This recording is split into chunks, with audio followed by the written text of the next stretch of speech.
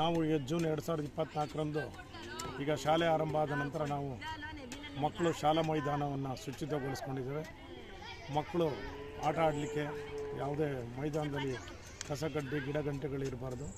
ಆದ್ದರಿಂದ ನಾವೆಲ್ಲ ಏನು SDMC ಅವರ ಸಹಕಾರದಿಂದ ಮೈದಾನ ಸ್ವಚ್ಛಗೊಳಿಸ್ಕೊಂಡಿದ್ದೇವೆ.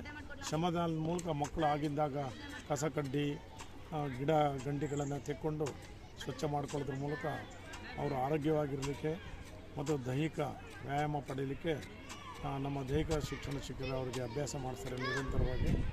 ಆ ಮೂಲಕ ನಾವು ಶಾಲಾ ಮೈದಾನ ಸ್ವಚ್ಛವಾಗಿಟ್ಕೊಳ್ಳೋದು, ಶಾಲೆಯನ್ನು ಸ್ವಚ್ಛವಾಗಿಟ್ಕೊಳ್ತಕ್ಕಂಥದ್ದು, ಮಕ್ಕಳಿಗೆ ನಮ್ಮ ಇಕೋ ಕ್ಲಬ್ ಪರಿಸರ ಸಂಘ ಮತ್ತು NSS ರಾಷ್ಟ್ರೀಯ ಸೇವಾಯೋಜನ ಘಟಕ ಇವೆಲ್ಲದರ ವತಿಯಿಂದ ಮಕ್ಕಳಲ್ಲಿ ಒಂದು ವ್ಯಕ್ತಿತ್ವ ವಿಕಸನ, ಸ್ವಚ್ಛತೆ ಹಾಗೂ ಒಂದು ನೈರ್ಮಲ್ಯವನ್ನು ಕಾಪಾಡಲಿಕ್ಕೆ ನಾವಿಲ್ಲಿ ಅವರಿಗೆ ತಿಳುವಳಿಕೆ ಕೊಡ್ತಾ ಇದ್ದೇವೆ.